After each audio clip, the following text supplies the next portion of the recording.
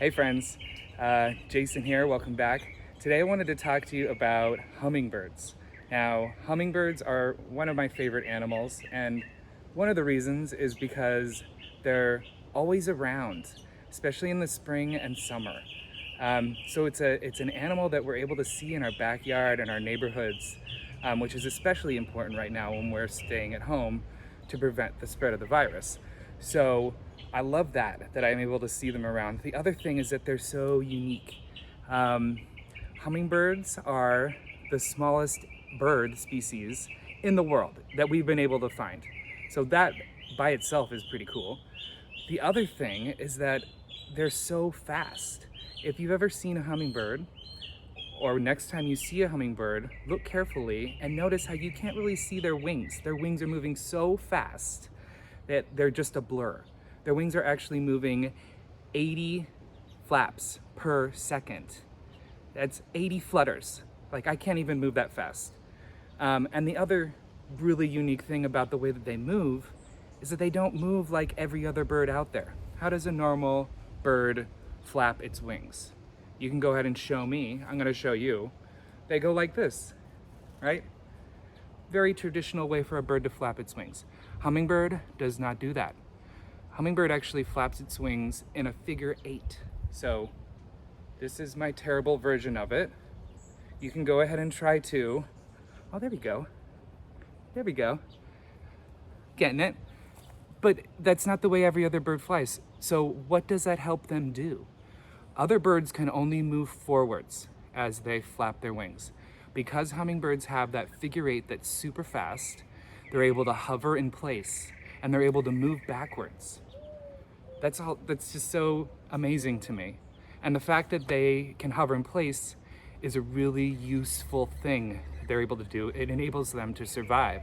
And I'll show you why in just a minute.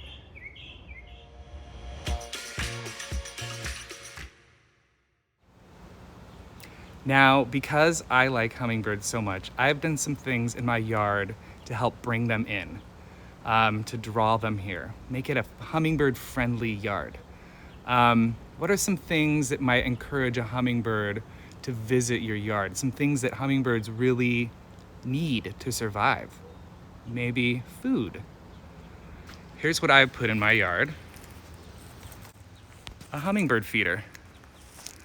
You see this glass section is filled with nectar. Here we have a little place for the hummingbird to sit while it sticks its beak in the little fake flower and drink the nectar. Now, I got this hummingbird feeder at my local nursery, plant nursery. I know that at least here in Los Angeles, plant nurseries are still open. You just have to call ahead and order, and you drive by and pick up what you want.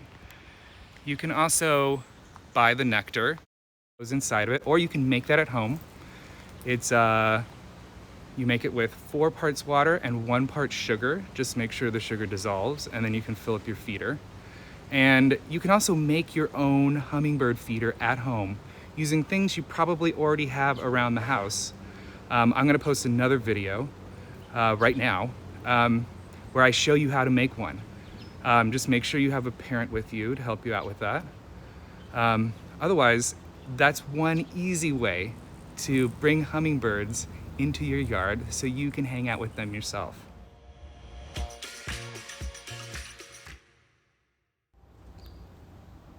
So we talked about how you can build your own hummingbird feeder and make your own nectar and encourage hummingbirds to come to your yard. But if you think about it, hummingbirds have not been fed through hummingbird feeders through the whole existence of their species, right? There has to be something in nature, something out there that enables them to get nectar in a more natural way. Maybe some kind of plant, right? Let me show you my plant here. This is called a Hummingbird Sage. And take a look at these flowers. They have a long trumpet shape, similar to the shape of the beak of a hummingbird. Now remember, I was telling you about how hummingbirds flap their wings in a figure 8, and that allows them to back up and hover in place. Well, this flower doesn't have a little ledge for the hummingbird to sit on. That ability to hover in place makes it so the hummingbird can take a little drink, back away, and go to the next flower, which is pretty cool that they developed that way, both the flower and the hummingbird, to live symbiotically. They work together to both of them to survive, right? Now, my challenge to you is next time you're going on a walk in your neighborhood or just exploring in your backyard, take a look at the different kinds of flowers.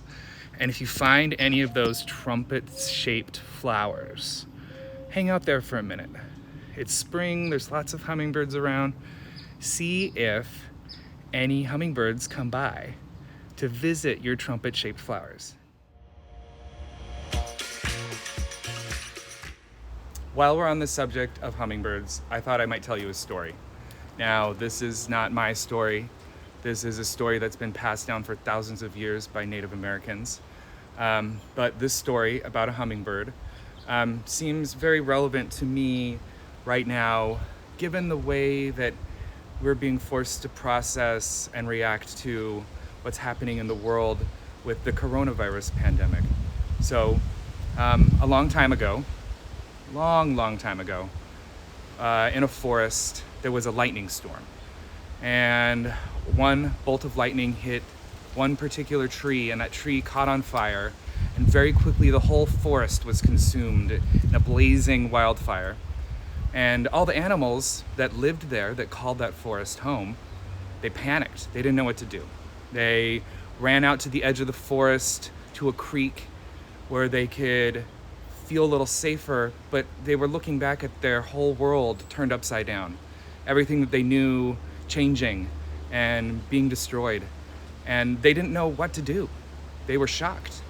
But after a few moments, the hummingbird that was sitting on a branch of a tree decided to fly down to the creek, pick up a couple drops of water, whatever it could fit in its small little beak, and then fly over above the fire and drop the water onto the fire. Just a couple drops. And it went back to the creek and picked up more water, went back to the fire and dropped that water, back to the creek, back to the fire. And pretty soon the other animals were watching this and started talking to themselves about, what does that little bird think it's possibly gonna do to change the situation?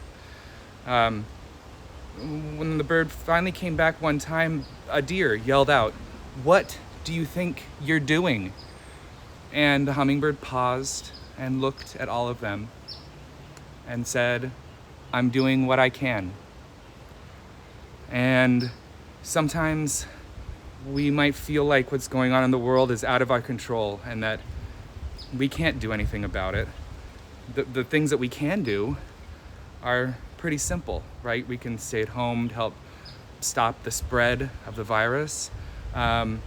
We can be a little kinder to the other people in our house, realizing they're under a lot of stress too. We can help neighbors who are maybe older and are unable to go to a store right now.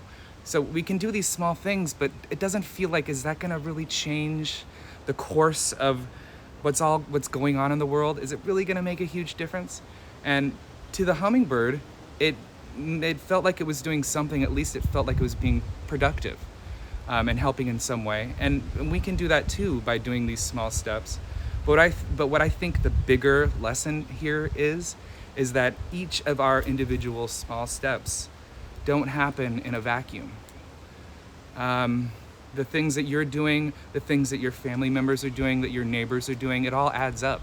So it might just be a couple drops. You feel like you're contributing barely anything by staying home, but when everyone in your neighborhood does the same thing, those drops start to add up. When a whole city does it, when a whole state does it, when a whole country, when the whole world does it, those drops start as just a small thimbleful, to a whole cupful, to a bathtub full, to a swimming pool, to the whole ocean. And suddenly our individual drops add up to become a wave of change. So that's my hope for you as you weather this pandemic. And I hope that learning a little bit about hummingbirds and this story about hummingbirds helps you have a little bit of solace and a little connection to nature, and maybe a little bit of a bigger thinking about what you are doing and what you can do to change the world for the better. I hope you had a wonderful lesson here. I will talk to you soon, and stay safe out there.